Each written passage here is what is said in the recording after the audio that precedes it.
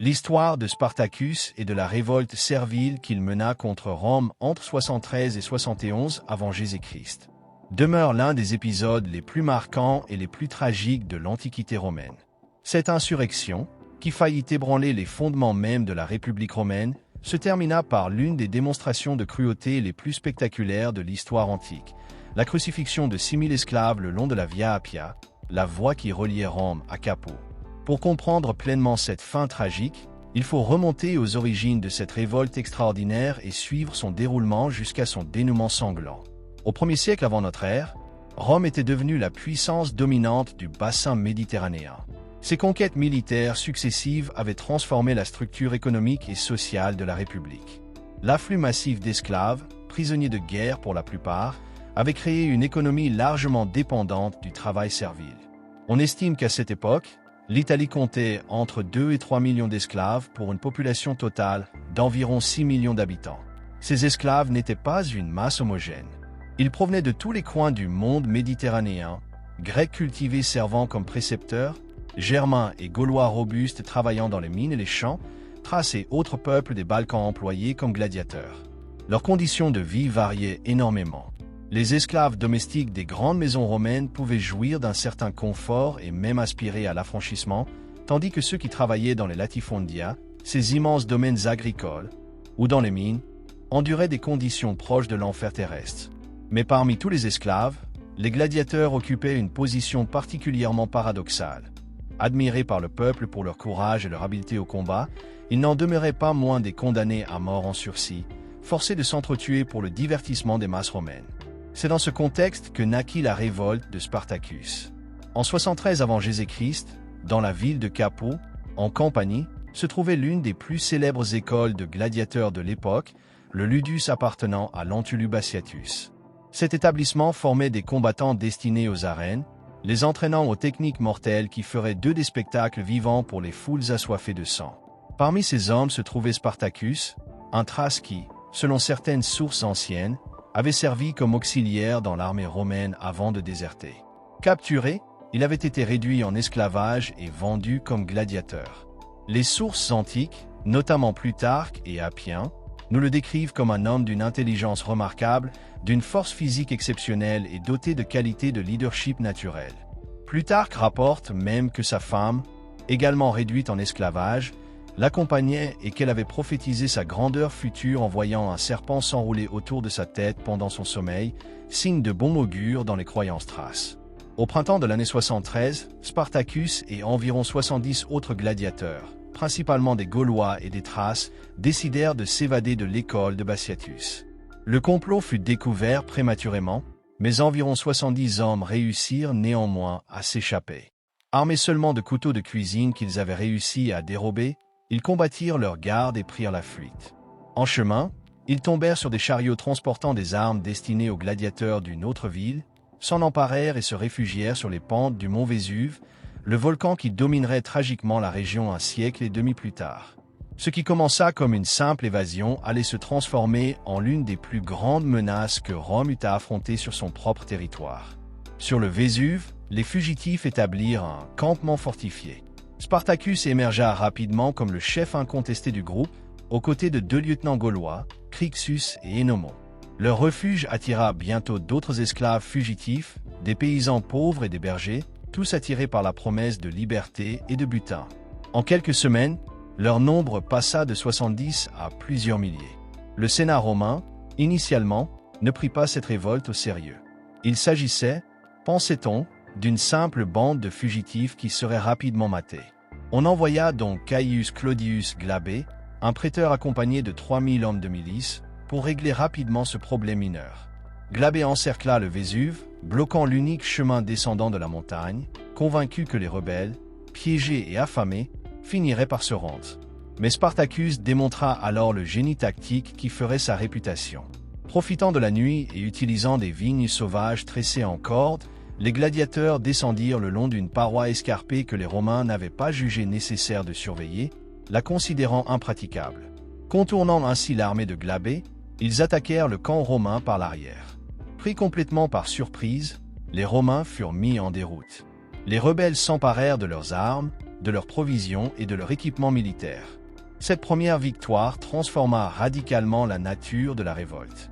Ce n'était plus une simple bande de fugitifs désespérés, mais une force militaire capable de vaincre une armée romaine. La nouvelle de cette défaite humiliante se répandit rapidement à travers la Campanie et au-delà. Des esclaves par milliers commencèrent à affluer vers Spartacus, fuyant leur maître pour rejoindre la rébellion. Des bergers, des paysans pauvres écrasés par les dettes, même certains hommes libres mécontents vinrent grossir les rangs des insurgés. En quelques mois, l'armée de Spartacus comptait entre 60 et 70 000 combattants, selon les estimations des historiens antiques. Spartacus organisa cette masse hétérogène en une véritable armée. Il établit une discipline stricte, entraîna ses hommes aux tactiques militaires romaines qu'il connaissait bien, et organisa la fabrication d'armes et d'équipements. Les rebelles transformèrent même le fer des chaînes qui les avaient entravés en épées et en lances, symbole puissant de leur transformation d'esclaves en guerriers. Rome, alarmée par l'ampleur croissante de la révolte, envoya une deuxième armée prétorienne sous le commandement de Publius Varinius. Mais Spartacus démontra une fois de plus sa supériorité tactique. Utilisant sa connaissance du terrain italien et la mobilité supérieure de son armée comparée aux légions romaines traditionnelles, il harcela les forces de Varinius, leur tendant des embuscades et les attirant dans des pièges. Dans une bataille particulièrement audacieuse, Spartacus réussit même à capturer les licteurs de Varinius et à s'emparer de son cheval et de ses faisceaux, les symboles de l'autorité romaine. Cette humiliation supplémentaire porta un coup terrible au prestige de Rome. L'hiver 73 à 72 vit l'armée de Spartacus contrôler effectivement une grande partie du sud de l'Italie. Les rebelles établirent des campements fortifiés, pillèrent les domaines des riches propriétaires terriens romains et libérèrent les esclaves qu'ils rencontraient. Mais Spartacus face à un dilemme stratégique fondamental qui allait finalement sceller le destin de la révolte. Quel était l'objectif final de cette insurrection? Les sources antiques suggèrent qu'il existait des divisions profondes au sein de l'armée rebelle concernant la stratégie à suivre. Spartacus lui-même, selon Plutarque, souhaitait conduire ses hommes hors d'Italie. Son plan était de traverser les Alpes et de permettre à chacun de rentrer dans sa patrie d'origine, les Gaulois en Gaule, les Thraces en Thrace, et ainsi de suite. C'était une stratégie sensée qui reconnaissait la réalité fondamentale. Aussi puissante que fût leur armée, les rebelles ne pouvaient espérer renverser Rome elle-même. La République romaine disposait de ressources pratiquement illimitées et pouvait lever armée après armée. La seule chance réelle de survie à long terme était de quitter l'Italie avant que Rome ne mobilise toute sa puissance militaire contre eux. Cependant, beaucoup parmi les rebelles n'étaient pas d'accord avec ce plan. Après des années, parfois des décennies d'esclavage et d'humiliation, ils voulaient se venger. Ils voulaient continuer à piller les richesses de l'Italie, à punir leurs anciens maîtres, à savourer leur liberté nouvellement conquise sur le sol italien même. Ces divisions internes se manifestèrent au printemps 72, lorsque Crixus, l'un des principaux lieutenants gaulois de Spartacus, se sépara de l'armée principale avec environ 30 000 hommes, principalement des Gaulois et des Germains. Plutôt que de suivre Spartacus vers le nord, Crixus choisit de rester en Campanie pour continuer à piller. Cette division affaiblit considérablement la position stratégique des rebelles. Le Sénat romain, comprenant enfin la gravité de la menace, avait confié le commandement des opérations aux deux consuls de l'année 72, Lucius Gellius Publicola et Cnaeus Cornelius Lentulus Claudianus, chacun à la tête de 2 légions complètes. Gellius Publicola attaqua d'abord la force séparée de Crixus près du mont Garganus, dans les Pouilles. Dans une bataille féroce, l'armée de Crixus fut anéantie.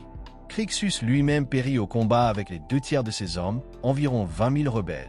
Cette défaite fut un coup dur pour la rébellion, mais Spartacus ne l'apprit que plus tard. Pendant ce temps, il continuait sa marche vers le nord avec son armée principale, désormais forte d'environ 40 à 50 000 combattants. Les 2 armées consulaires tentèrent de le prendre en tenaille, Gellius attaquant par le sud et Lentulus essayant de lui bloquer le passage au nord. Mais Spartacus, dans une démonstration brillante de commandement tactique, réussit à affronter et à vaincre les 2 armées consulaires séparément. Il battit d'abord Lentulus, puis se retourna rapidement pour écraser Gellius avant que les 2 forces romaines ne puissent se réunir. Ces victoires furent éclatantes et terrifiantes pour Rome. Des armées consulaires, commandées par les plus hauts magistrats de la République, avaient été battues par une armée d'esclaves. Après avoir appris la mort de Crixus, Spartacus organisa des jeux funéraires en son honneur. mais avec une torsion symbolique puissante et terrible. Plutôt que de faire combattre des gladiateurs pour honorer son lieutenant tombé, il força 300 prisonniers romains de haute naissance à s'affronter dans l'arène, inversant ainsi les rôles traditionnels. Ce geste démontrait l'amertume profonde et le désir de revanche qui animait les rebelles, mais il montrait aussi que la révolte était en train de se transformer en une guerre totale entre les esclaves et leurs anciens maîtres. La route vers le nord était désormais ouverte.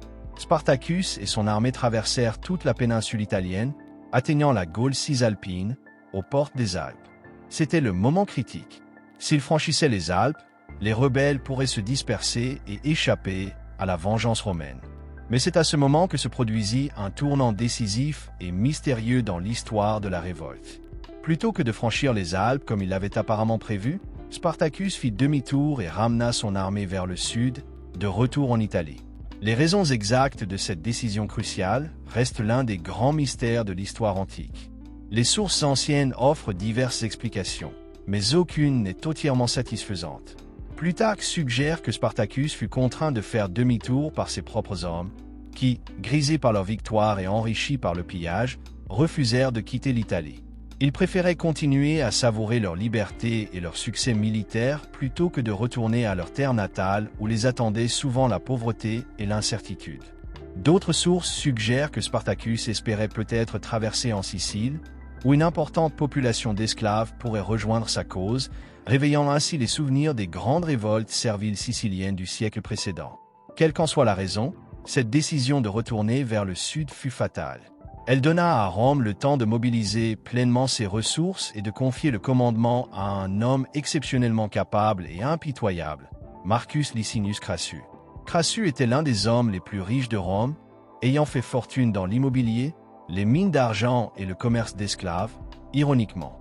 C'était aussi un homme d'une ambition démesurée, déterminé à égaler la gloire militaire de ses rivaux Pompée et César.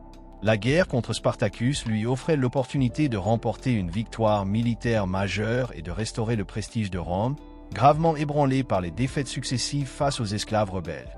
Le Sénat lui confia 6 légions nouvellement levées, auxquelles il ajouta 2 légions qui avaient précédemment été vaincues par Spartacus. Ces 2 légions déshonorées, Crassus les décima littéralement, appliquant l'antique punition romaine de la décimatio. Un homme sur 10 fut tiré au sort et battu à mort par ses camarades. Cette démonstration brutale de discipline établit immédiatement la réputation de Crassus comme un commandant à la fois impitoyable envers ses propres hommes et déterminé à vaincre les rebelles à tout prix. Crassus adopta une stratégie prudente mais efficace. Plutôt que de rechercher immédiatement une bataille décisive, il harcela l'armée de Spartacus, attaquant ses groupes de ravitaillement, coupant ses lignes d'approvisionnement et évitant les engagements majeurs. Cette stratégie de guerre d'usure commença lentement à porter ses fruits. L'armée rebelle, qui avait grossi jusqu'à compter peut-être 100 000 personnes en incluant les non-combattants, nécessitait d'énormes quantités de provisions. La nécessité constante de se déplacer pour trouver de la nourriture et échapper aux légions de Crassus commença à épuiser les rebelles. De plus, Spartacus perdait progressivement le contrôle de ses troupes. Un autre de ses lieutenants, Caius Gannicus, avec 10 000 hommes, se sépara de l'armée principale, sans doute pour piller de manière indépendante. Crassus attaqua immédiatement cette force isolée et l'anéantit.